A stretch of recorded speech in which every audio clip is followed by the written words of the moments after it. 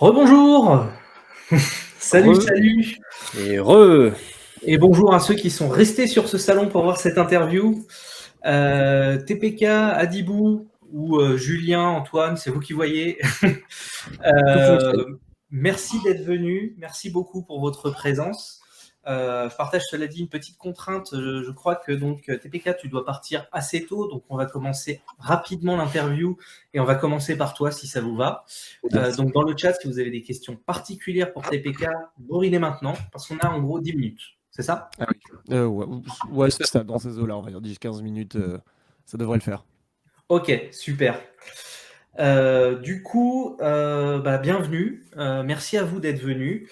Juste pour rappel, en fait, le pourquoi de cette interview, c'est que nous, donc Hicham et moi, on vous suit, en fait, on suit le travail que vous faites, on suit un petit peu d'e-sport, et c'est des choses qui nous paraissent très intéressantes parce qu'en plus, on voit des choses très calées, très propres dans ce que vous faites, et on y reconnaît en fait un bon travail derrière, on va dire, parce qu'en général, quand ça paraît facile, c'est que c'est compliqué derrière. Donc du coup, ça c'est pour ça qu'on voulait vous inviter pour cette interview. Et puis peut-être construire des parallèles entre nos deux métiers. Donc pour ça, je vais laisser même Hicham commencer en fait sur les questions et donc, s'adresser à toi, TPK. On ne t'entend pas, Hicham. Et mute. Mince, voilà, la technologie. Un classique. Gros Le classique. classique. Non, mais c'est ça, merci beaucoup, Marc. Mais non, mais petit mot aussi pour dire que, effectivement, je crois que depuis que je suis né, à mon avis, je pense que je suis né avec une manette dans les mains. Depuis que je suis petit, je crois, plus lointain souvenir, je joue aux jeux vidéo. Alors, c'est aussi ça qui m'a motivé à faire cette interview. Donc, merci en tout cas à vous deux d'être là.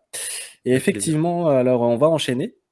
Et TPK, donc Antoine, dis-nous un peu. Alors, de ce qu'on a compris, hein, c'est que vous êtes tous les deux. Alors, vous avez plusieurs rôles, hein. Ce que j'ai compris, c'est que vous étiez caster dans le monde de l'e-sport, mais aussi vous faites vous faites de la création de contenu de jeux vidéo sur Internet, etc.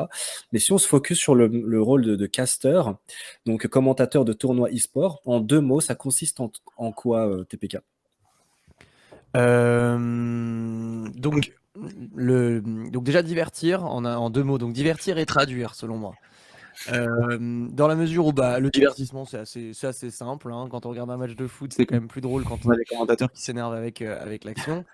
Non pas que par regarder un match de foot tel quel, ça soit chiant, mais je pense qu'il y a quand même une valeur ajoutée avec le gars derrière le micro.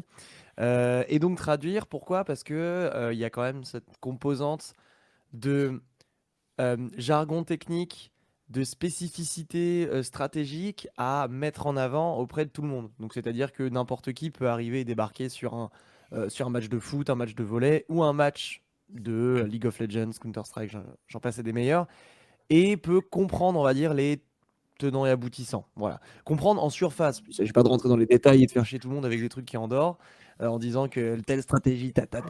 Non, non, il s'agit juste de livrer des notions simples pour que tout à chacun puisse s'emparer du match et se dire je vais passer un bon moment. Voilà. Donc, divertir et traduire, selon moi. Ah super, peut-être que je peux ajouter quelques visuels histoire d'avoir Oh, qu'il est beau celui-ci. Qu'il est beau. peut-être avoir un peu de visuel sur l'interview, histoire que les gens un peu se connectent avec la réalité de ce que vous faites. Mais c'est cool, merci pour le résumé TPK. Et puis du coup, toi, imagine que tu vas préparer un projet donc de cast, etc., qui est un tournoi qui se prépare. Comment ça se passe? Comment tu prépares tout ça en fait? Donc, tout dépend du jeu. Donc, il y a très peu de jeux aujourd'hui sur lesquels j'accepte de travailler professionnellement parce que vraiment se livrer à un jeu, ça demande des mois et des semaines de travail, vraiment. Donc, à niveau professionnel, la façon dont je me prépare, c'est déjà de pouvoir analyser donc les gens qui participent au tournoi, puisque on a une bonne idée de qui seront les joueurs. Voilà. Et donc, ça veut dire prendre des informations sur qui sont les joueurs, d'où est-ce qu'ils viennent, qu'est-ce qu'ils jouent, pour quelle stratégie ils vont opter. Il y a ça. Il y a également faire ses devoirs, c'est-à-dire revoir un peu comme dans le foot, comme dans le tennis, les stratégies de base, quelles sont les tendances du moment, stratégiquement parlant, qu'est-ce que les joueurs ont tendance à plus utiliser que d'autres. Voilà, donc c'est un travail, on va dire, qui est sur le long terme, hein. C'est pas du jour pour le lendemain, malheureusement, ou heureusement d'ailleurs. Donc c'est-à-dire que c'est une étude vraiment quotidienne du jeu, de sa scène, de ses joueurs, de ses acteurs principaux. Voilà, donc c'est un peu la manière dont je me prépare, c'est surtout du long terme. Voilà. Super, chouette, merci. Marc, est-ce que tu avais une question aussi, je crois? Yes. Alors j'ai des questions effectivement. Déjà, bon bah voilà sur le côté, je me permets un parallèle au passage pour ceux qui nous regardent et qui connaissent pas forcément le monde de l'e-sport, etc. On est aussi un peu là pour créer ces parallèles. Le parallèle intéressant déjà entre votre métier et le nôtre. Tu as parlé tout à l'heure de traduire. Ça fait partie des techniques qu'on utilise aussi régulièrement en réunion ou en facilitation. C'est le côté faire en sorte que tout le monde ait compris la même chose, la bonne chose entre guillemets. Donc ça va faire appel à un vocabulaire très précis, ça va faire appel à du de peut-être aussi faut rephraser certaines choses pour aussi s'adresser à plusieurs personnes. Donc ça c'est assez cool parce qu'on voit déjà des parallèles. Maintenant on en avait parlé à la préparation et parmi les questions en fait qu'on aurait aimé te poser, c'est ce que tu nous avais dit sur aussi le côté contrainte. C'est-à-dire qu'on parle beaucoup de cadres, notamment en facilitation, on parle de contraintes, etc. Tu nous disais même que selon les entreprises avec lesquelles tu travailles, selon les personnes avec qui tu travailles, il va y avoir des codes différents, il va y avoir des contraintes différentes. Est-ce que tu peux nous en dire un peu plus là-dessus? Ouais, alors en fait, l'e-sport, c'est quelque chose.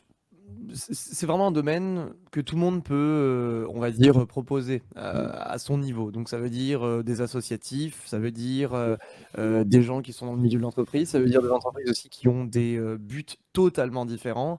On parle parfois de marques, on parle parfois d'éditeurs, on parle voilà, encore une fois, d'associations caritatives. Bref, tout le monde peut s'emparer du sujet de l'e-sport et proposer un tournoi, un événement.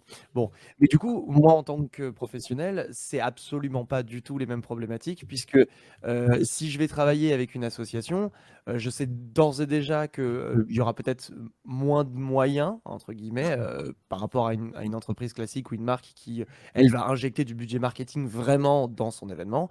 Donc cette association, peut-être moins de moyens, peut-être des gens avec moins d'expérience aussi, puisque bah, on va plus facilement parler avec des bénévoles. C'est très récurrent de parler avec des bénévoles.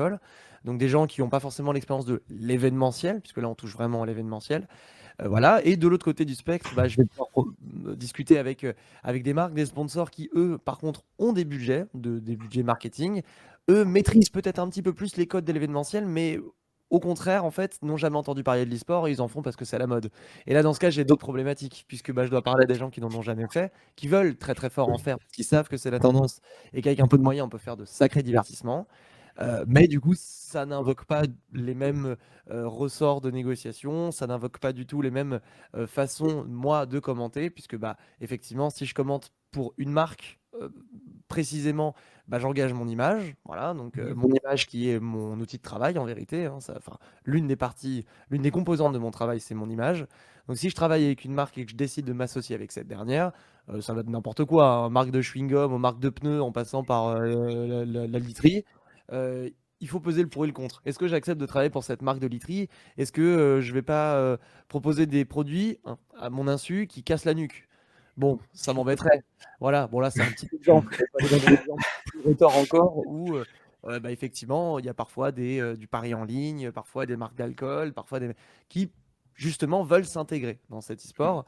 Et en tant que professionnel, bah, le but c'est de peser le pour et le contre et de savoir dans quoi on s'engage surtout et de bien le faire avec les gens avec qui on bosse. Yes. Ok, merci. Et alors, si tu as encore un petit peu de temps, c'est dans ces circonstances-là, du coup, tu as parlé de négociation, tu as parlé de choses comme ça. C'est en fait comment tu gères ces contraintes. Est-ce que tu essaies de les revoir? Donc, tu as dit, il y en a que tu peux même pas accepter, en fait, tout simplement. Tu vas aussi définir un petit peu tes limites. Mais est-ce que sinon, tu te prépares? Est-ce que tu as une équipe peut-être pour t'aider à te préparer? Est-ce qu'il y a ce genre de choses ou... Alors, donc j'ai toujours travaillé, on va dire, avec un binôme, donc un duo, hein, avec qui je me suis construit professionnellement parlant. Donc on y allait vraiment à tâtons, hein, puisque moi à la base je suis issu du milieu du transport et de la logistique. Hein, j'ai pas fait d'études d'e-sport, ça n'existe pas. Enfin, ça n'existait pas, tout du moins. Donc des études de commentateur, ça n'existe pas, c'est juste une vocation qu'on s'est trouvé voilà, à prendre un micro dans des assos et des événements pétés. Donc voilà. Et on se construit au fur et à mesure. Donc on comprend à peu près quand on avance, ah oui, faut plutôt user de cette corde-là pour négocier. On ne sait pas combien on vaut, on ne sait pas combien ça vaut de commenter au début. Ça vaut quoi? Est-ce que je me fie au tarif des journalistes sportifs sur TF1? Bon, bah, il y a de fortes chances que ça marche pas.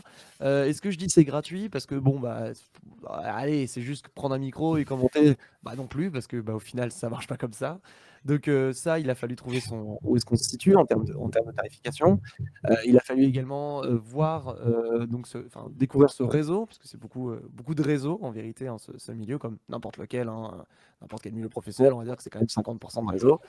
Voilà, donc je travaille avec ce binôme qui est également commentateur, hein, et avec qui je me suis formé et avec qui j'ai pu découvrir un peu les backstage en fait, de la négociation, les backstage du milieu professionnellement parlant. Voilà. Et ensuite, j'ai pu également travailler avec une personne qu'on appelle un booker ou entre grandes guillemets un agent qui m'a beaucoup conseillé, notamment d'un point de vue, on va dire, encore une fois réseau, d'un point de vue fiscal aussi, puisque je suis en auto-entreprise. Et on sait que l'auto-entreprise c'est cool jusqu'à ce que ça ne soit plus. Donc il faut essayer de bien gérer ça aussi. Voilà, donc on essaye de s'entourer un maximum, mais ça a été aussi beaucoup de l'empirisme. Ok. Yes. Plus tu parles d'empirisme à la fin, c'est ton dernier mot, c'est merveilleux, c'est un mot qui nous parle beaucoup et qu'on aime beaucoup. Donc, J'ai encore 5 minutes si vous le souhaitez. Ah, Yes. super. Peut-être poser une question supplémentaire, Marc. J'en ai une sous la main si tu veux. Alors, soit ça, soit moi je propose même, s'il y a des questions particulières, n'hésitez pas à les mettre dans le chat. Ah ouais, c'est clair. Si vous avez des questions, des interrogations, nous on va les relayer dès qu'on peut. Mais en attendant, oui, Hicham, je te laisse du coup gérer la question le temps que les gens aient le message, parce qu'il y a un petit différé sur Twitch, forcément. Yes, pas de souci. J'ai l'œil sur le chat aussi. Alors, TPK, dis-nous, quand tu fais ce job là, donc de caster, alors parfois parfois tu es seul devant l'écran, parfois vous êtes deux, mais j'imagine que derrière il doit y avoir pas mal de monde qui gère aussi la partie technique, etc. Et du coup, est-ce que vous considérez comme une équipe là toutes ces personnes-là? Et si oui, comment ça se passe en fait? Alors oui, en fait, vu que le commentateur est l'interface entre le joueur et le spectateur, il y a forcément un relais, enfin tout du moins une composante qui fait que tout ça est rendu possible. Donc ce qu'on appelle l'équipe technique, hein. La régie, elle porte pas mal de noms, hein. Les techos, vous l'appelez comme vous voulez. C'est vraiment effectivement une équipe à part entière. C'est notre interlocuteur favori pendant les événements, puisque c'est à eux qu'on se réfère. Alors tout dépend de la taille de l'événement. Si on est avec de l'associatif, généralement le régisseur, c'est juste comment dire, le trésorier qui a une carte, qui a une table de mixage et une caméra et qui l'a gentiment ramené. Ou alors, si on est sur des gros événements, ça va vraiment être une équipe technique avec une production spécialisée. Donc, c'est effectivement une équipe à part entière. On travaille avec eux vraiment sur l'intégralité de l'événement. Généralement, c'est aussi des boîtes de production spécialisées en e-sport. Donc, ça veut dire que c'est des gens qu'on connaît depuis des années. Finalement, c'est les mêmes personnes avec qui on travaille. C'est juste que c'est pas les mêmes événements et c'est pas les mêmes appels d'offres remportés. Mais à la fin, ça reste les mêmes personnes avec lesquelles on travaille. Donc, on se connaît toutes et tous. Et ça permet de faciliter un peu le dialogue avec, je ne sais pas, un ingé son qu'on connaît, qui connaît comment on fonctionne, qui sait déjà à peu près comment régler nos micros, qui sait à peu près déjà nos préférences. Ça peut être le régisseur qui sait également à quel moment le commentateur va s'emballer parce qu'il nous connaît aussi, donc il va pouvoir envoyer les bonnes phases. Bref, donc oui, c'est effectivement des équipes à part entière et c'est des équipes qui ont la particularité de ne pas être nos équipes au quotidien en fait. C'est juste ponctuel sur des événements. On les connaît, on les fréquente toute l'année, mais on se voit à intervalles de 2, 3, 4 semaines. Et ce qui rend cette équipe un peu marrante du coup, parce qu'à chaque fois qu'on se voit, ça fait un peu colonie de vacances, les mecs qui se revoient parce qu'ils sont contents de se revoir, même si on doit bosser, à la fin c'est cool de se revoir au bout de quelques temps. Ah, c'est cool. Top. Eh bien, merci beaucoup. Bon, du coup, pas d'autres questions, mais moi je me dis en une minute, tu parles en plus de ces équipes qui se reforment régulièrement. Vous en sortez niveau organisation? Pareil, ça, il a fallu plusieurs itérations peut-être avec ces gens-là. Est-ce que quand tu découvres des nouvelles personnes, est-ce que ça se passe toujours facilement ou est-ce qu'il y a aussi des choses à organiser, quoi? J'ai eu très très peu d'expériences négatives dans ce milieu où il est question comment dire, de faire du contenu sur Internet avec des boîtes de prod de plus en plus professionnelles. Vu que tout se professionnalise, on va dire qu'on a lissé aussi la façon dont on aborde les relations et aujourd'hui, il y a pas vraiment de soucis. Alors, j'ai quand même eu quelques couacs avec certaines personnes qui, quand on doit s'engager sur le long terme pour du contenu auprès d'une, comment dire, d'un client, je- voilà, explose en plein vol parce que malheureusement ça fonctionne pas et voilà, bon, c'est pas très grave, mais c'est vraiment de très très très petites erreurs, on va dire, et de petits épisodes dans ma vie. Donc voilà, et les nouvelles personnes qui arrivent dans ce milieu, généralement, sont relativement humbles. Dans l'e-sport, j'entends, dans l'e-sport, parce que je sais pas pourquoi l'e-sport, c'est plutôt de l'humilité. Les gens sont plutôt humbles quand ils arrivent en tant que jeunes commentateurs, jeunes coachs, jeunes joueurs, jeunes managers, etc. Ils ont vraiment cette sensation qu'ils sont là pour apprendre et que rien ne sert de se débattre et de dire ah non, c'est moi le meilleur, etc. J'arrive, je pète tout, écoutez-moi. C'est pas si vrai que ça. Dans le milieu de l'influence en tant que tel, c'est moins vrai, mais dans l'e-sport, je pense que c'est plutôt comme ça. Voilà, donc je dirais que là, aujourd'hui, avec l'affluence de pas mal de jeunes gens, on va dire, puisque ça se professionnalise ce milieu, il y a beaucoup de gars qui débarquent aussi, hein, qui étaient en slip dans leur chambre à faire des trucs et qui se retrouvent d'argent. Et ils disent ah ouais, c'est cool. Ça se passe bien, on va dire. Ça se passe bien. Les relations sont bonnes, mais c'est de l'adaptation au quotidien parce qu'au final, on rencontre des collègues tous les jours. Et c'est ça la particularité, c'est qu'on a beau être notre propre patron vu que je suis indé, je rencontre des collègues tous les jours. Et ça, c'est marrant. Ah, c'est cool. Ah, super. Bah, Est-ce merci qu'on- beaucoup. Je te laisse, pardon. Non, c'était. Alors, est-ce qu'il y a des gens dans le chat, en tout cas, qui nous écoutent, qui ont déjà vu, du coup, un tournoi e-sport Bonne sur question. Twitch ou sur YouTube et je crois qu'on a déjà des questions qui s'affichent à l'écran. Tout à Ouais. fait. Ouais, il y a une question. Combien de temps de préparation cela prend pour organiser une phase de commentaire d'e-sport? Ça dépend. Ça dépend de l'événement. Si on a un tournoi avec 32 joueurs, ce qui est quand même quelque chose de très léger, ouah, c'est l'affaire de quelques heures, vraiment. Les têtes d'affiche, on les connaît, donc on va aller chercher plutôt les gens dans le milieu de tableau qu'on connaît peut-être un petit peu moins. Si on est sur un tournoi de 128, 256 joueurs, voire 512 joueurs, voire plus, là, dans ce cas, ça va prendre beaucoup plus de temps. Ça peut prendre une journée, comme ça peut prendre parfois une semaine, de préparer vraiment un bel événement. Voilà, on va dire qu'en moyenne, ça prend 2 jours. 2 jours, sachant que, évidemment, c'est toute l'année qu'il faut bosser la scène, le jeu, les joueurs. Et on peut pas juste se permettre de dire à la dernière moment, oh bah oui, bah c'est bon, j'ai 2 jours devant moi, je vais apprendre tout le jeu, je vais apprendre tout machin. Non, c'est très peu probable. Alors, on a des fans de Paris Eternal dans le chat. C'est vrai, frère. Nice. Alors, on a une petite dernière question. Est-ce que tu as le temps pour une dernière ou... Yes. Ouais. Alors, je sais que vous cassez des jeux parfois, entre guillemets, compliqués à suivre. Est-ce que vous vous préparez à vulgariser pour se faire comprendre de tous? Alors oui, dans la mesure où moi je travaille avec des éditeurs, notamment un qui est très très fan du grand public, qui adore ça, qui d'ailleurs en a fait sa marque de fabrique et il s'appelle Nintendo. Nintendo qui ont à cœur de tout vulgariser et moi j'en suis le premier heureux. Donc faut savoir qu'avec Nintendo on travaille avec eux depuis des années. On a créé des vidéos pour eux sur leur chaîne YouTube française de Nintendo, hein, que vous pouvez d'ailleurs consulter, qui étaient des guides pratiques notamment sur Smash Bros. On a fait une série sur Smash Bros où le but était de vulgariser un maximum. Moi je suis partisan de la vulgarisation puisque au final c'est bien beau de ramener du jargon technique et de dire ah bah oui ça s'appelle comme ça, lui il fait une stratégie qui s'appelle ok, très bien, sauf que c'est pas comme ça qu'on élargit l'audience en fait, je trouve, puisque tout le monde n'a pas forcément le temps de jouer aux jeux vidéo, encore moins à un niveau compétitif, hein. Mais par contre tout le monde a le droit de s'intéresser aux jeux et c'est même super cool que d'autres personnes extérieures à la communauté s'intéressent à nos jeux parce que ça prouve que nos jeux attirent, ça prouve que nos jeux sont de plus en plus grands et que l'e-sport grandit. Donc, j'ai tendance à systématiquement vulgariser, garder quand même une base de technicité parce qu'il y a quand même la communauté de base qui, elle, est là pour prendre le savoir technique. Ça, ils sont là pour ça, il ne faut pas les mettre de côté.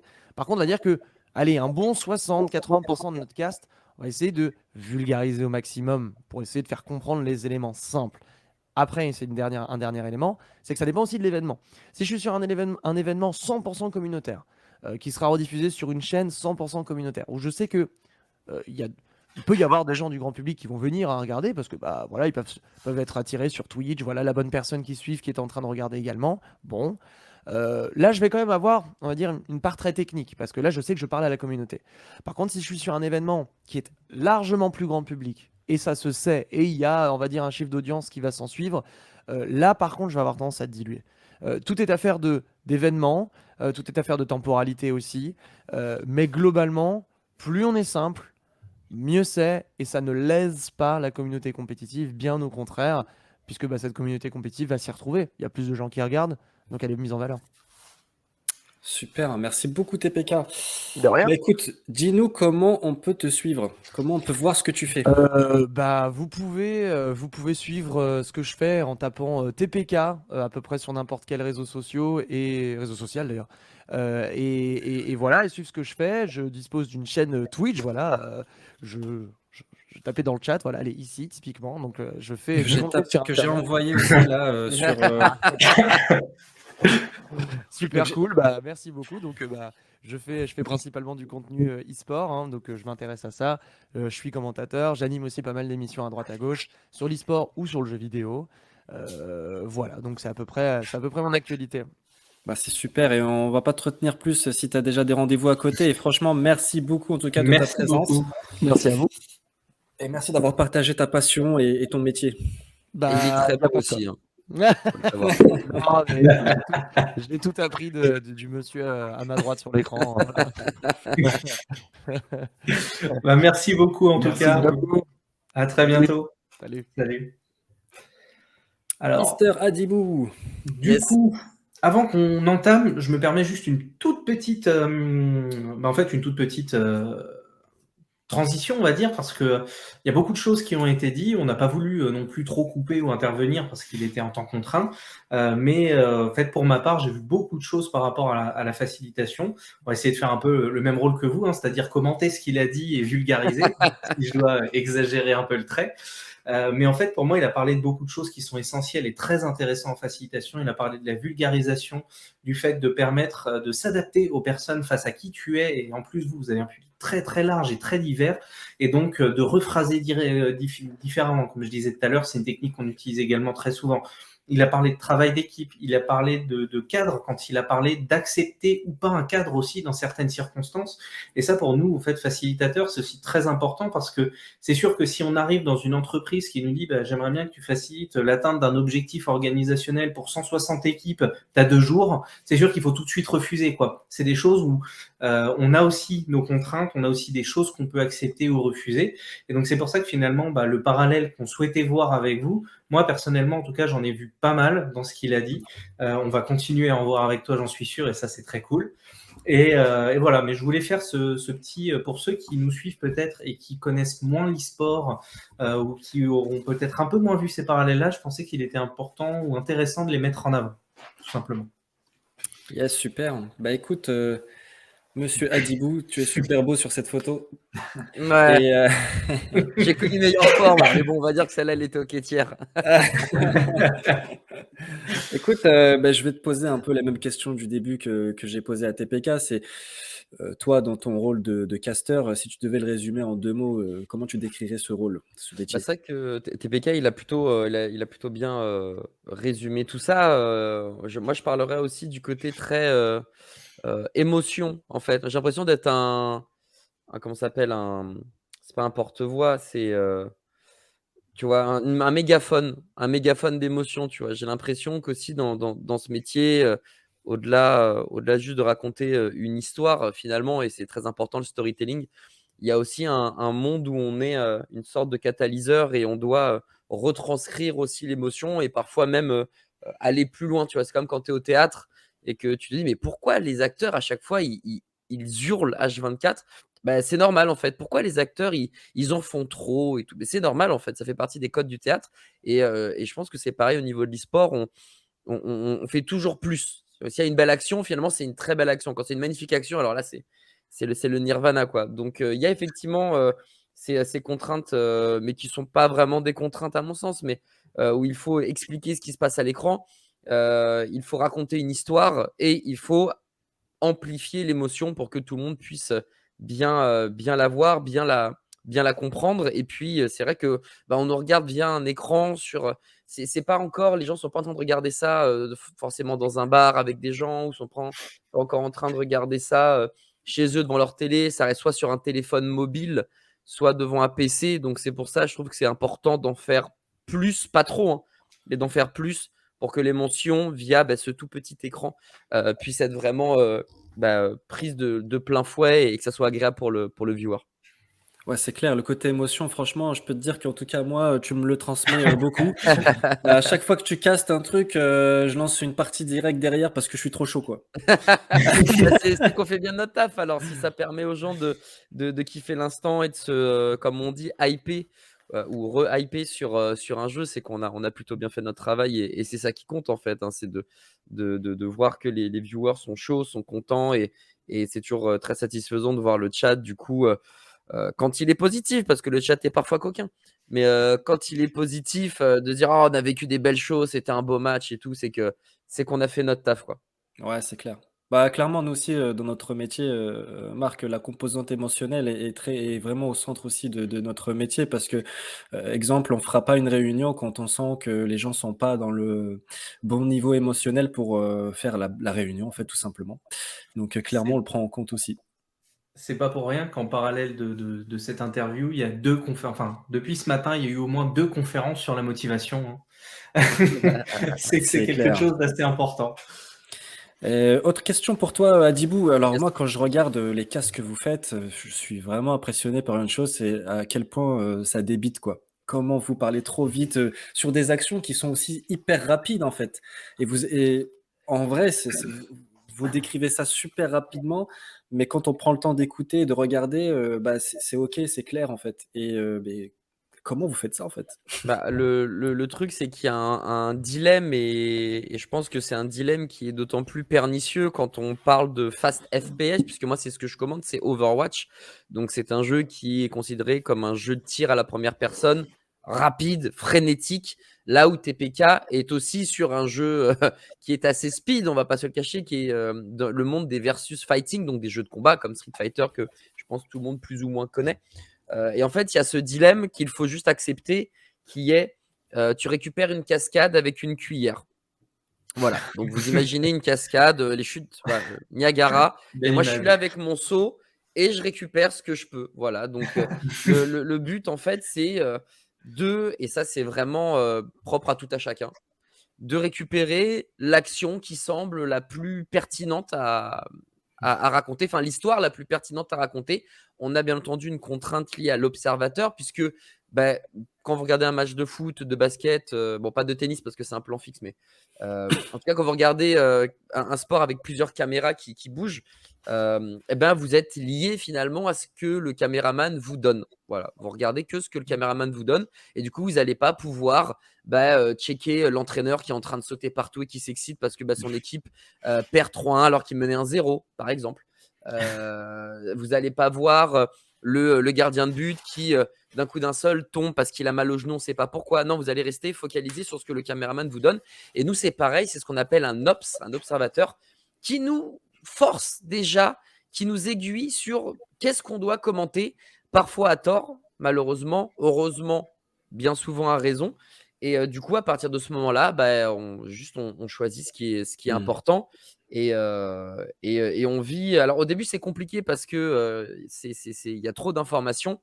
Et en fait, c'est en forgeant qu'on devient forgeron. Donc, à force de s'accumuler des heures et des heures et des heures de vol en tant que casteur, à un moment, choisir, c'est renoncer, hein, quelque part. Donc, on accepte de renoncer à plein de trucs. Et on se dit, j'ai loupé cette action. Ouais. Écoute, des actions dans Overwatch, il y en a une toutes les 5 secondes. Donc, si j'ai loupé ça, c'est pas grave. Comme on est en binôme, en plus, si moi je l'ai loupé, il y a des chances que mon co-caster l'ait récupéré. Donc, ça va. Et au pire, si vraiment ça passe à la trappe, on y reviendra en plateau d'analyse ou le chat le dira. Et puis ça passe, quoi. Donc, finalement, c'est pas si grave. Mais oui, il y a tellement d'informations que c'est juste à force de commenter. On a le feeling de ça, c'est intéressant à raconter. Ça l'est moins. Alors, pareil, en fait, en plus, moi, c'est dans ce que tu dis, il y a encore des parallèles qui me viennent en tête, évidemment, hein. C'est en plus, pareil, hein, j'ai pas mal suivi jusqu'à des heures assez tardives, hein, les différents casts Overwatch. Et c'est vrai que pour moi, il y a des particularités en fait qu'il peut y avoir dans ce genre de choses par rapport à des sports où le foot, par exemple, globalement, tu suis le ballon, tu arrives à avoir à peu près l'action. Là, il y a des sports, des e-sports comme Overwatch, par exemple, où il peut y avoir 12 actions en parallèle. Parce qu'il y a 12 joueurs et chacun est en train de faire quelque chose d'important pour son équipe. Donc ça, c'est des placements, des choses comme ça. Et Et donc, du coup, il y a, oui, commenter l'action, mais en fait, même quand les actions sont un peu plus faibles, on vous voit toujours en train de commenter et d'expliquer, ah bah, voyez, là, lui, ce qu'il est en train de faire, il est en train de faire le tour, il va se passer quelque chose.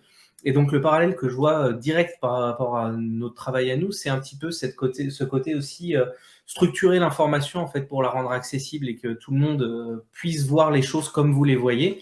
Nous, c'est des choses, on en parlait sur l'atelier juste avant, qu'on utilise des outils qui s'appellent des Canva ou des choses comme ça. Mais je trouve ça très intéressant en fait aussi d'avoir ce côté où vous avez toute une page avec énormément d'infos et où vous aussi vous êtes capable de les traduire et d'appuyer en fait, de mettre le doigt sur ce qui est important et ainsi donner en fait, à tout le collectif qui vous suit, donner aussi une impulsion pour comprendre à peu près la même chose et pouvoir débattre de la même chose derrière. Donc voilà, ça c'est le parallèle fort que je vois entre tout ce que tu viens de dire et ce que nous on fait. Et je le trouve hyper intéressant personnellement parce que, bah, comme tu dis, hein, de temps en temps, ça nous est arrivé, hein, nous, en animant des ateliers ou en faisant des choses comme ça, de vouloir aller dans une direction et de se rendre compte en cours que ça ne marche pas du tout. Et dans ces cas-là, bah, il faut avoir intelligence de situation et puis se rendre compte que ça ne fonctionne pas ou se rendre compte qu'il faut aller voir l'action ailleurs, etc. et être très serein avec ça. Et c'est ce qui permet aussi d'avancer, quoi. Clairement. Donc voilà, c'est alors quelqu'un qui commente, je te laisse Tony si tu veux rajouter ce petit plus. Celui-là, par exemple. Ouais.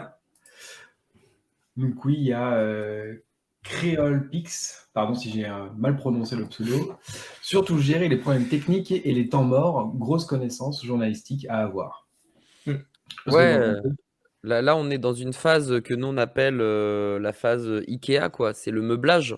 Grosso modo, effectivement, quand tu as des problèmes techniques et c'est arrivé, je crois que la plus grosse, mais vraiment le truc de ouf, c'était un moment, il y avait un tournoi et je crois que c'était à Dallas que ça avait lieu. Donc c'était aux États-Unis et il y a eu une coupure d'électricité globale. Genre la ville a manqué d'électricité pendant genre 45 minutes et on a dû meubler pendant 45 minutes. Et c'était très très très vénère, on va pas se le cacher. Ah ouais. Donc oui, effectivement, quand tu as des problèmes techniques, là voilà. On a toujours des petits problèmes techniques, rien de grave, 5-10 minutes, c'est pas la mer à boire. Quand ça commence à se compter en dizaines de minutes, là c'est chaud. Ouais. Et effectivement, Krolpix a raison, il y a les temps morts, il faut avoir une connaissance effectivement soit journalistique pour rester ancré dans la game ou dans le jeu. Mais je t'avoue qu'à partir d'un certain moment, tu as fait le tour du sujet. Et du coup, si tu veux vraiment garder l'attention des viewers, ça peut partir on parle de tout et n'importe quoi. Le sujet, enfin le but en fait de cet exercice qui est pas simple, mais qui pareil, hein, au fur et à mesure des années, après, c'est plus tant un souci que ça. Et je pense que je pourrais parler des heures de tout et de rien maintenant. Mais c'est de rester quand même agréable à entendre, tu vois. Genre, on pourrait parler viens, on parle de spaghetti parce que ça fait 20 minutes en fait qu'il se passe plus rien et que le match, ben, on a déjà fait le tour du match. On a déjà fait le tour du match des équipes, de ce qui s'est passé, si jamais l'équipe A perd ou l'équipe B perd, qu'est-ce que ça implique dans le classement, etc. Je veux dire, à partir d'un moment, en 10 minutes, un quart d'heure, tu as fait le tour, quoi. Je veux dire, C'est clair. donc il faut savoir aussi parler de sujets qui sont plus légers. Genre Patrick TeamSpeak. Voilà, Pardon. voilà, avoir un frère pour Patrick TeamSpeak, évidemment, demander à un collègue de venir. Et du coup, le but, c'est de rester divertissant en parlant de tout et n'importe quoi. Et pour le coup, j'ai l'impression que ça marche, quoi. Les viewers sont assez cool aussi là-dessus. Ça, on a assez de chance sur Twitch, même si parfois le chat est quand même en feu et qu'il y a pas mal de trolls. Mais ça, c'est les réseaux sociaux et c'est comme ça, quoi. C'est les règles. On peut pas y échapper. On a quand même la chance d'avoir des gens qui normalement sont là pour regarder le jeu qu'on commente, donc sont quand même plutôt en notre faveur, enfin sont plutôt ok avec nos délires, et du coup sont ok quand on parle d'autre chose ou quand on a des fous rires ou quand voilà il se passe des problèmes techniques conséquents, il faut meubler. Ils sont plutôt friands et puis ça permet aussi d'avoir des moments qui sont différents. Donc du coup ça fait des moments où tout le monde se marre parce que quand on commente, même si on doit divertir, c'est pas one man show qu'on fait, hein. Je veux dire, on n'est pas là à balancer des vannes sur vannes sur vannes sur vannes. Il y a un côté e-sportif, un côté sportif que moi j'aime et que du coup je suis quand même sérieux quand je commente, même si parfois on a tous nos moments de folie et nos vannes qu'on aime placer, nos références. c'est quand même plus ou moins sérieux. Et là, justement, dans ces moments de meublage, on peut se permettre d'être plus drôle, de tenter des trucs et tout. Et les viewers sont très friands de ça parce que ça leur permet vraiment de rigoler du coup. Et ça s'est vraiment à chaque fois très bien passé. J'ai aucun souvenir de meublage qui soit horrible, si ce n'est la durée de celui-ci, quoi. Mais sinon, c'est toujours très cool. Donc, ouais, il y a un côté journalistique important, mais il y a un côté, Dieu merci, où le divertissement peut prendre une place plus importante. Et là, je t'avoue que, comme TPK, tu vois, on n'est pas que des commentateurs, on est aussi des chroniqueurs, des animateurs, des hosts. Et du coup, nous, dès qu'il y a ça, on voit la brèche, on s'y engouffre et on commence à se marrer, quoi. Ah, super. On a une petite question sur le chat qui est intéressante en fait. Est-ce que dans ta carrière, dans ton expérience, tu t'es nourri de feedback pour t'améliorer dans ton rôle, dans ton travail avec les autres, etc. Et notamment là, la question c'est est-ce que vous faites de rétro? Des rétros, donc c'est des moments où vous allez vous poser pour essayer de réfléchir à ce qui s'est passé et notamment revoir un peu vos castes pour voir ce qui peut être amélioré. Alors, il y a des broadcasters, donc des collègues qui commentent Overwatch, qui le font, très clairement. Je pense qu'ils ont totalement raison de faire ça. Je pense que c'est vraiment la bonne solution. Malheureusement, pour moi, je déteste ça. J'arrive pas à me regarder après un cast, après un live et tout. C'est impossible. Je déteste ça. Du coup, je ne le fais pas. Et ça, c'est chez à moi, hein, parce que pour le coup, c'est vraiment très important de le faire. Toutefois, une fois qu'on a fini un cast, vraiment à 100% des cas, il y a toujours un micro débrief. Si jamais ça s'est mal passé, là, le débrief va prendre un certain temps. On va dire attention, là, tu m'as coupé la parole. Là, les transitions, elles passent pas. Là, on est sur un temps de parole de 70-30. C'est pas possible. Il faut vraiment qu'on rééquilibre au maximum. Attention, ce mot-là, il n'est pas forcément bien. Attention sur cette phase d'analyse. En fait, il s'est passé ci, tout. Tu n'as pas eu le temps de voir et tout. Donc voilà. Et si ça se passe bien, c'est juste un truc, non, ok, c'était un cast cool, on passe à la suite, tu vois.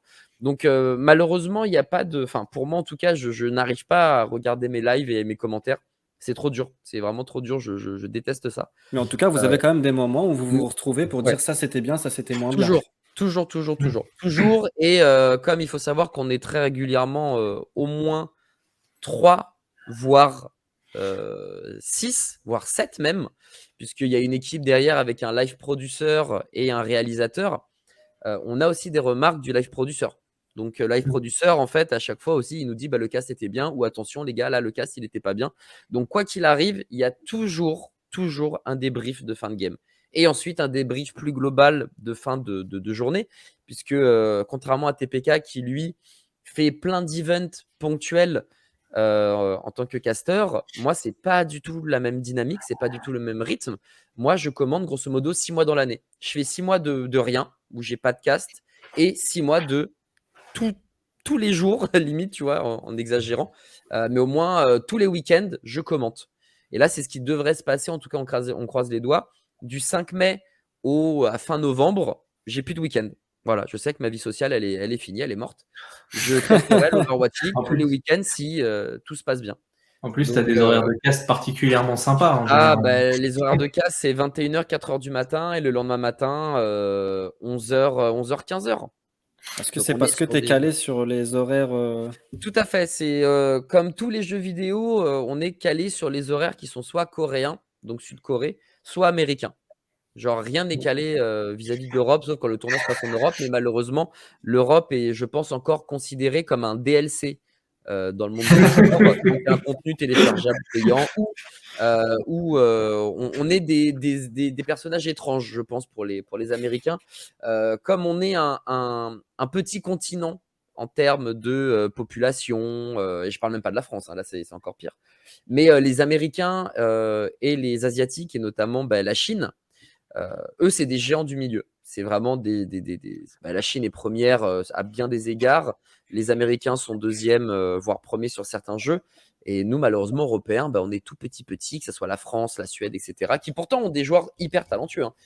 Mais et une commu passionnée. Genre, une des communes les plus passionnées, elle est française, elle est polonaise, elle est brésilienne. Les Chinois et les Américains, c'est des bons supporters, mais la France leur met 100-0 tous les jours, hein, il n'y a même pas de débat à avoir. Donc, nous, on est des passionnés, mais on n'est malheureusement pas assez. Voilà, cette histoire de chiffres et d'influenceurs, tu vois, on n'est pas assez nombreux. Du coup, on n'est pas forcément pris au sérieux par les États-Unis et l'Asie, et on doit se plier. aux horaires américains et au viewership américain. Donc c'est vrai que ces journées, ces soirées ultra tardives et ces matinées très matinales sont dues à un respect obligatoire des horaires américains. Yes. Ok. Alors, si ça vous va, on va continuer un peu parce qu'en plus, pour moi, ça fait une belle transition avec la question qui avait été posée sur les rétros, qui pour moi, en fait, est un peu un après qui est nécessaire. Les notions, en fait, en facilitation, les notions d'amélioration continue, etc., sont très, comment dire, nous sont très chères, on va dire. C'est des choses en facilitation, en fait, c'est très difficile de taper juste directement. Donc du coup, effectivement, s'améliorer en continu, revoir les choses, revoir son organisation, revoir son cadre, etc. C'est très important. Et nous, en tout cas, chez Facilitateur, je sais pas, je pense qu'on n'est pas les seuls du tout à le faire. En gros, on aime bien découper en 3 grandes phases les préparations, les facilitations qu'on fait. La première qui est donc la préparation, la deuxième phase qui est pendant et la troisième phase qui est après. Donc tu nous as un peu parlé du après à l'instant en disant que certains revoient eux-mêmes leurs propres interventions. Yes. Tu nous as parlé du après collectif, où vous regardez tous ensemble, vous améliorez en collectif, vraiment. Donc ça nous parle beaucoup, cette notion de collectif. Et en plus, ça correspond à la question qui a été posée, donc c'est parfait, on est vraiment tous synchro avec le chat. C'est le côté, comment est-ce que vous vous préparez? Si on regarde, par exemple, si on fait un focus sur cette première phase, chez nous, on dit même que la préparation, c'est le plus gros du travail à faire. Quand quelque chose est vraiment fluide et propre, c'est en général qu'il y a eu quelques heures de préparation. Est-ce que c'est vrai pour vous aussi? Et comment vous organisez? Qu'est-ce que vous utilisez comme peut-être outils pratiques en fait, pour préparer vos castes, pour préparer vos soirées, même vos tournois? Non, mais c'est totalement vrai. Moi, justement, j'adore ce côté bordel organisé. Moi, j'adore, en fait, je pense que c'est mon truc préféré quand je suis devant une caméra, c'est de faire croire aux gens, enfin, non, plutôt que les gens aient la sensation de oh là là, mais qu'est-ce que c'est what the fuck, on se marre trop, c'est incroyable, c'est fluide, c'est des rois de l'improvisation, alors qu'on a improvisé zéro, quoi. Tout est scripté, tout est écrit. On s'est pris la tête des jours, des semaines, des mois avant de faire le show. Et après, bon, évidemment, il y a toujours après une part d'improvisation qui arrive, mais moi, c'est mon truc préféré, quoi. Faire croire aux gens que c'est le bordel, alors que pas du tout. Alors qu'en fait, tout est carré et c'est au millimètre. On a effectivement chacun notre propre méthode, c'est très propre à chacun. Du coup, je pense que le cast est un métier très artistique finalement. Où il y a une sensibilité de chacun, il y a une patte de chacun. Moi, quand je commente, en plus de ça, j'ai une certaine particularité. C'est que quand je commente avec Hicham, voilà, je commente pas pareil qu'avec TPK, je vais pas commenter pareil qu'avec Tiger Dan, et je commenterai pas pareil avec Christelle. Et je m'adapte très facilement à mon co-caster, en fait. Ça peut être une force comme une faiblesse, hein, quelque part, ou un point amélioré, si on n'aime pas le mot faiblesse. Mais en tout cas, c'est ma personnalité, c'est ma façon d'être. Donc, j'aime bien justement cette particularité. Et puis, par contre, il y en a comme Lutti, que vous voyez à l'écran, qui est le gars qui est au milieu, qui lui est un gars qui prend beaucoup d'espace, qui parle beaucoup, beaucoup, beaucoup, mais qui a une vraie intensité quand il commente et qui en plus a une articulation parfaite. Moi encore, je pense que c'est un de mes points faibles. Il faut vraiment que je travaille dessus, c'est mon articulation. Surtout dans des phases où il faut aller vite. Des fois, je mâche mes mots et c'est pas forcément agréable à écouter. Mais Lutti, lui, par contre, il est vraiment très solide. Et là-dessus, on l'appelle le Eminem français. Parce que vraiment, il fait des phases de balabala et tout est clair, tout est limpide et tout, donc c'est cool. Je crois que certains viewers avaient fait le calcul et il avait vraiment sur certaines phases un débit d'Eminem, voire un peu au-dessus, sur certains trucs. Ouais, clairement, très clairement, c'est ce qu'on appelle un rap god. Voilà, un dieu du rap. C'est Lucky Lutte, l'homme qui casse plus vite que son ombre. Voilà, il a plein de choses comme ça, Alexandre. Et c'est cool, mais tu vois, Lutti, lui, par contre, il reste Lutti. Quoi qu'il se passe, quand tu as Lutti, tu sais que tu vas avoir un casque de Lutti et que tu es venu pour ça et du coup, c'est cool. Et c'est pour ça que moi, je lui laisse de la place. Tu vois, je sais que jamais il changera. Je sais que quand il caste avec moi, il va toujours faire du 70-30, la première carte. Je lui dis, écoute, frère, t'as 70-30. Il fait, oh, pardon. Et après, on revient du 60-40 et je le laisse. Je demande même pas le 50-50. Je sais que le public, il veut ça. Je lui laisse. Il n'y a pas de problème. Moi, je lui dis, c'est juste donne-moi des émotions. Donne-moi des trucs qui me font vibrer. Reste pas dans fais pas du solo cast. Fais pas comme si tu commentais tout seul. Donne-moi un truc Et même un micro-os à ronger, pour moi, ça me va. Je vais m'en dépatouiller avec et je serai très content. Bon, Donc, vas-y, dis-nous, c'est qui ton préféré là, on répétera pas. non, bah, tout le monde le sait, hein, moi, j'aime tout le monde, mais c'est vrai qu'il y a un binôme comme, tu vois, genre TPK disait qu'il avait un binôme avec lequel il avait grandi, etc. Et ce binôme s'appelle Foster, hein, si je dis pas de bêtises, le bon vieux François. Moi, c'est Chetouane. Donc c'est le deuxième mec en partant de la gauche avec son t-shirt Caribou. Voilà, c'est Chetouane. C'est un autre Alexandre. Il y a beaucoup d'Alexandre dans ce milieu. Mais c'est un mec en fait qui. Alors moi, il faut savoir que j'ai 34 ans, donc je suis quand même en fin de vie, hein, si on doit pas être ça. dans le monde des créateurs. Non, mais si tu es un créateur de contenu / un influenceur, avoir plus de 30 ans, c'est déjà une barre symbolique que tu as franchie. Moi, j'ai 34 et Chetouane, il en a 38 ou 39. Donc, on fait partie des plus vieux casteurs français, en fait, littéralement. Tu vois, sans se prendre du terme, on fait partie des plus vieux. On a, nous deux, je sais pas, 12-13 ans d'expérience en cumulé. Et là aussi, du coup, bah, c'est plutôt cool. Mais voilà, on a des délires parce qu'on a vécu les mêmes choses, on vient plus ou moins de la même génération. Donc, il a des rêves de boomer et moi, je les ai aussi. Et en plus, il n'est pas du tout weeb, il aime pas du tout, il aime pas du tout. Dans tout ce qui est japanimation, manga et tout ça, il est pas trop fan. Et moi, je suis un weeb, hein, alors littéralement, d'où toutes ses pop, ses figurines, etc. Et du coup, bah, il aime bien me tailler. Enfin, il y a un vrai jeu en fait entre nous qui fait que j'adore commenter avec lui. Mais ça, tout le monde le sait. Par contre, ça ne veut pas dire que j'aime pas commenter avec Ita qui est au milieu, que j'aimais pas commenter avec Alpha, que j'aime pas commenter avec Lutti. C'est juste que j'ai quand même une petite préférence et elle va pour Shake. Mais par exemple, il y avait un autre truc, c'est quand je castais avec Rivenzi, qui est un autre. Enfin, c'était un casteur. Maintenant, c'est devenu un vrai créateur de contenu / influenceur.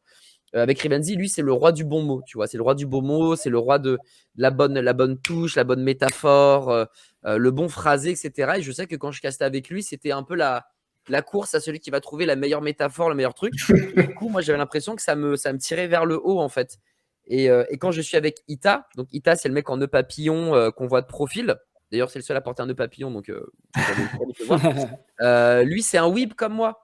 Donc, du coup, quand on caste, on lâche des phrases en japonais, on lâche des noms d'attaques de My Hero Academia, on parle de ramen, voilà, genre et du coup, chacun ramène sa couleur, chacun ramène son truc. Et c'est très très cool. Mais pour revenir à la préparation, du coup, parce que j'ai digressé, mais de manière assez folle. En fait, on prépare chacun notre cast à notre façon, si tu veux. Il n'y a pas à aucun moment, on a un regroupement collectif sur comment on va préparer les matchs. Ce regroupement collectif, en fait, il a lieu quand le live prod nous dit bon les gars, dans 1 heure, on prend le live. Donc du coup, toi, tu seras en plateau d'analyse, toi, tu seras au cast. Ensuite, il y aura telle transition, tel machin, tel bidule. Et là, en fait, grosso modo, ce qui se passe, c'est que les casteurs vont se demander qui va hoster la partie, qui va devenir le leader, entre guillemets, qui va annoncer les pubs, qui va prendre la parole quand le match se termine, quand il y a des transitions, voilà, pour qu'il y ait quand même une certaine cohérence.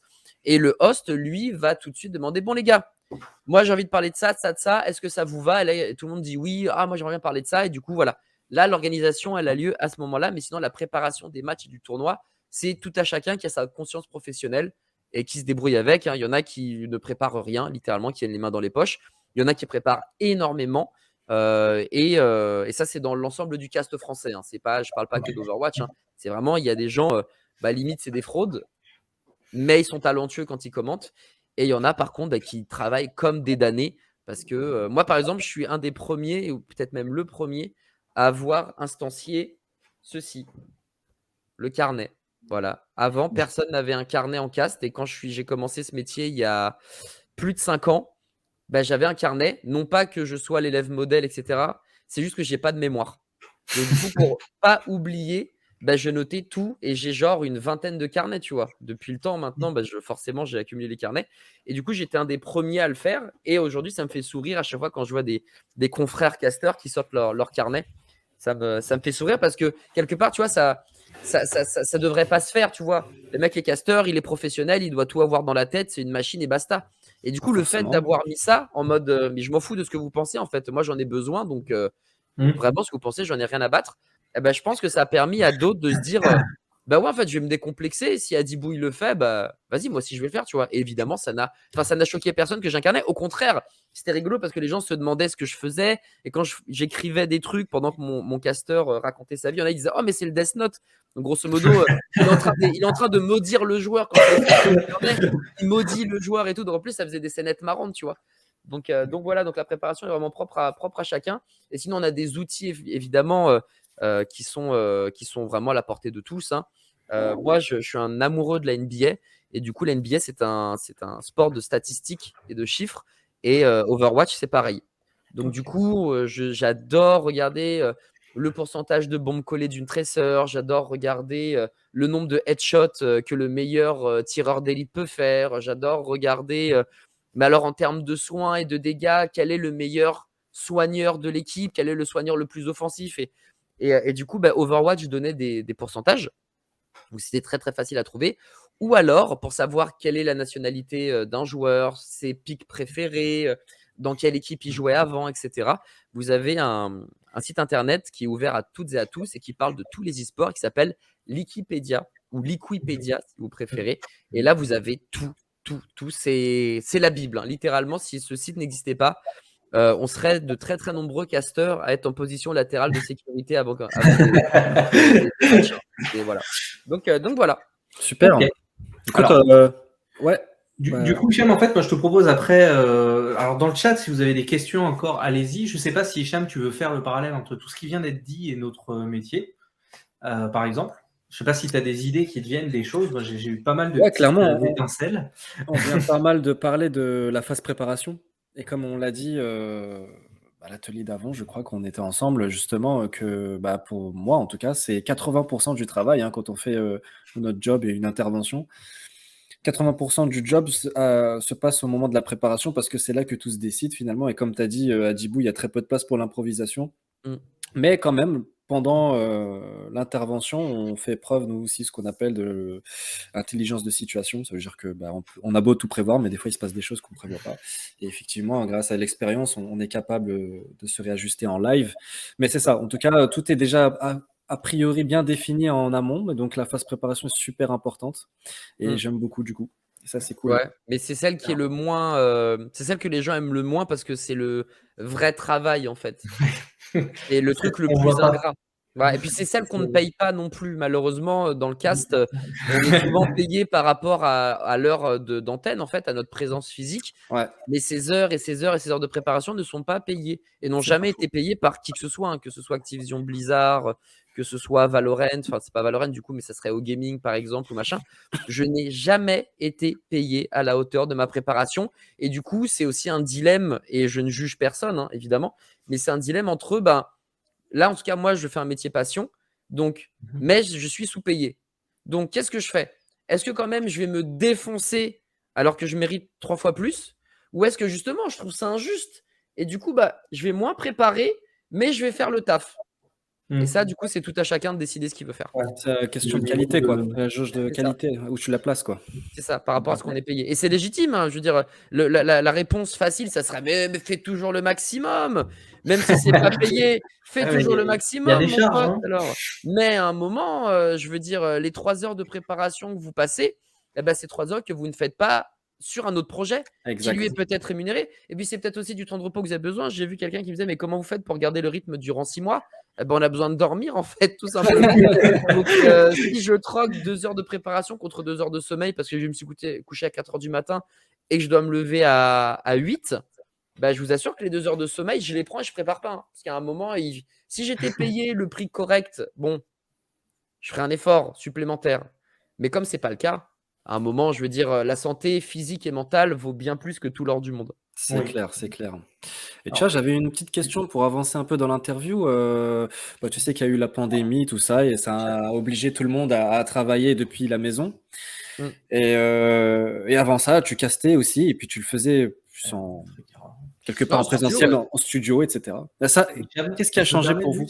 Oui. Hicham, je me permets juste, je suis vraiment désolé de te couper comme ça. C'est juste qu'avant qu'on passe à un autre sujet, déjà, il nous reste plus que 7 minutes, donc on va avancer. Mais il y a un parallèle pour moi aussi qui me paraît hyper important et pertinent en fait dans notre métier par rapport à tout ce que tu as dit sur la partie préparation. C'est-à-dire que quand on fait une préparation, quand on parle de préparation sur un truc collectif, que ce soit donc ce que vous faites vous dans votre équipe de casteurs qui en plus peut être amené à bouger ou des choses comme ça, nous ce qu'on fait sur des séminaires, sur des organisations, en fait il y a 2 niveaux de préparation, c'est-à-dire qu'il y a la préparation collective. Voilà, moi j'ai envie de parler de ça les gars, est-ce que vous êtes ok, ce dont tu nous as parlé. Nous ça va être potentiellement, on va aller voir les gens et on va essayer de se débrouiller pour voir leurs attentes, pour voir ce genre de choses. Mais il y a aussi de la préparation individuelle, c'est quelque chose qu'on demande aussi régulièrement. Et c'est de là, en fait, que naît ce qu'on appelle l'intelligence collective, c'est-à-dire que l'intelligence collective, certes, dans notre métier, on dit que c'est plus important ou plus puissant qu'une intelligence individuelle. En gros, tout seul, on va plus vite et ensemble, on va plus loin. Une belle phrase qui exprime ça. Mais en fait, dans les faits, l'intelligence collective, ça reste la somme d'intelligence individuelle et le résultat transcende cette somme d'intelligence individuelle. Et donc, c'est ça qui est important et que je trouve très intéressant dans ce que tu as dit, c'est le côté, en fait, on est tous quand même seuls face à notre copie. C'est-à-dire que c'est à nous aussi d'être solide sur ce qu'on fait, d'être prêt dans ce qu'on fait. Et c'est des choses, en plus, je sais que moi, en facilitation de réunions particulièrement, le nombre de réunions où on arrive, bon, avec le temps, on commence à le savoir et on prévoit des cadres qui vont bien, mais le nombre de réunions où on arrive et où les gens découvrent le sujet, découvrent ce qui va se passer et donc n'ont aucune idée de ce qu'ils vont dire, c'est un nombre de réunions très important, tout simplement parce que les gens n'ont pas le temps, etc. Ouais, Donc il y voilà, a le c'était un temps, parallèle qui l'envie. me paraissait hyper cool à faire et que tu as très bien illustré. Ouais, mais on a de la chance aussi pour le coup si jamais quelqu'un n'a pas eu le temps pour des vraies raisons, juste pas, il s'en fout. Juste, il a vraiment pas eu le temps ou il n'a pas eu assez de matos. On a de la chance tous de vraiment s'entraider entre broadcasters et on n'est pas en mode je mets mon cartable au milieu de la table et tu te démerdes. Tu vois, genre on se partage nos connaissances, nos pourcentages et du coup, ce qui est aussi très appréciable, c'est que tout le temps, c'est en mode ah, j'avais pas cette info, je la dirai pas. C'est ton info, c'est toi qui l'as eu, je la dirai pas, juste je la connais et elle est cool. Et ça, c'est très très appréciable aussi de pas entre guillemets se faire voler son travail, tu vois. Juste, il a pas eu, tu lui prêtes ta copie, il la lit, fait ok, d'accord, je vois, je comprends mieux 2-3 trucs, c'est cool. Et aussi un deuxième élément, c'est que on a aussi des anciens coachs, des anciens managers d'équipes professionnelles au sein de cette team des broadcasters. Et du coup, le fait d'avoir papoté avec eux, ça m'a permis de comprendre le jeu à une strate que si je ne les avais pas rencontrés, je n'aurais pas pu comprendre aussi bien le jeu. Donc, et ça, c'est pareil, ils nous ont partagé leur savoir et c'est très appréciable en fait parce que ça m'a permis, moi, de grandir en tant que commentateur et c'est cool. Donc, je suis très content de cette team-là. On est une douzaine, ce qui est énorme, peut-être même parfois trop, mais en tout cas, c'est 12 mecs qui commentent de l'Overwatch League et on espère qu'il y ait des filles qui puissent intégrer le groupe. Hein. C'est ce qu'on nous, on nous blâme pour ça, mais pas de filles viennent et quand elles font des tests, malheureusement, ça n'a jamais été vraiment concluant ou même elles, sinon partaient d'elles-mêmes en mode ouais, en fait, je le sens pas. Donc on nous targue d'être un clan fermé de machos, mais c'est pas du tout le cas. Nous, on serait ravis d'avoir des filles dans notre groupe, hein, genre clairement, mais on n'a pas eu cette chance-là, donc voilà. Mais en tout cas, je suis très très content d'avoir ces gars-là autour de moi parce que c'est des personnes qui sont très humaines, qui aiment partager et qui font que les casteurs de l'Overwatch League, à mon sens, sont des bons casteurs et surtout des belles personnes. Merci beaucoup, Dibou. Eh ben, écoute, je crois qu'on se rapproche de la fin tout doucement et puis on va peut-être essayer de réfléchir à conclure et je vais poser la même question, c'est comment on pourrait te suivre, voir ce que tu fais, etc. C'est très très simple. Pour le coup, c'est comme TPK. Nous, on est des créateurs de contenu à côté parce qu'évidemment, on ne peut pas vivre 100% du cast, sauf si on était des commentateurs de League of Legends parce qu'ils ont un flow ininterrompu de compétition tout au long de l'année. Mais comme vous l'aurez compris, ce n'est pas le cas pour Overwatch. Donc chaîne Twitch, évidemment, la chaîne Twitch. Hein, sur laquelle je fais pas mal de streams et surtout des streams qui ne sont pas que du jeu vidéo. Il y a toujours 1 heure de blabla pour raconter un peu sa vie, pour prendre la température avec les viewers et tout. Je fais une émission aussi d'interview sur laquelle je vais avoir des créateurs de contenu, des musiciens, des artistes, une fois toutes les 2 semaines à peu près. Et lundi, je lance ma première émission de lifestyle. Voilà, le lundi à midi, toutes les semaines avec une amie. On parlera de fringues, on parlera de care, de beauté. Et on parlera aussi de bouffe, voilà. Et justement, notre premier test, c'est de trouver le meilleur macaron à la pistache de Paris. Donc, on va tester 4 grandes marques et on fera voilà, le test avec Amandine. Et évidemment, ça sera très cool d'avoir les réactions du chat, de savoir eux ce qu'ils en pensent, etc. Et ça va être une belle aventure et je croise les doigts parce que c'est un projet moi que j'adore et je croise les doigts pour que ça prenne et qu'on kiffe avec mon amie Amandine. Super, merci beaucoup. Alors, on va envoyer déjà un premier lien, mais qui a déjà été envoyé. On aimerait bien avoir votre avis sur l'interview, comment vous l'avez vécu et si vous avez apprécié. Et puis, j'envoie aussi Mhm. donc ces fameux liens Twitter et Twitch de Adiboost. Donc, si vous voulez le suivre, allez-y. Et moi, je recommande vivement. Donc, que ce soit Adibou ou TPK. En tout cas, merci beaucoup d'être venu, d'avoir parlé de votre passion, de votre métier. Et c'est vrai que on se dit que c'est le e-sport et ça concerne que les gens qui sont dans le jeu vidéo ou les geeks. Et en fait, c'est pas vrai. C'est un peu comme si on invitait les gens à regarder un match de foot. Et en fait, on pourrait s'asseoir un jour dans un salon entre potes et regarder un match de e-sport. Pourquoi pas? Bah ouais, plus les générations avancent, plus ce sont des gamers qui sont papas en fait. Les gamers sont papas, les enfants très tôt ils aiment les jeux vidéo, puis eux aussi un jour seront papas. Donc et maman aussi j'entends parce que la moitié des joueurs sont des joueuses. Hein. On dit que le téléphone mobile c'est pas des vrais jeux, ce sont des vrais jeux vidéo. Faut arrêter avec ça. Donc les mamans aussi aiment le jeu vidéo, tu vois. Donc Bien sûr. c'est une question de temps avant que ça soit normal de se poser dans un café et de se dire non vas-y enlève le foot là, on s'en fout. Mais Ouais. moi du League of Legends, là, il y a un match important en Corée du Sud, j'ai envie de le voir, tu vois. C'est clair. Donc, Même donc les voilà. jeux de société, il y a Magic, Bien c'est un jeu de sûr, cartes. tout à fait. Et Magic, vous pouvez le trouver gratuitement. Il y a des compétitions et au-delà d'avoir des cartes papier, voilà, qui sont juste ici forcément, vous avez aussi du digital qui fait que s'il y a des tournois qui sont commentés par des gens qui sont très talentueux, les streamers aussi, la création de contenu de Magic, il y a que des tueurs, je les adore tous. Donc c'est vrai que c'est une question de temps avant que tout ceci soit normalisé, on va dire. Yes, grave. Merci beaucoup en tout cas, Djibou. C'était Merci à super, vous. c'était top. Merci beaucoup. Et on te remercie, puis on te dit à bientôt. Ça marche. Bye, À bonne très journée les gars, bientôt. bonne journée tout le monde. À très Très vite. bonne journée à Bye. toi. Au revoir, Salut. merci. Merci Ciao. beaucoup, bye.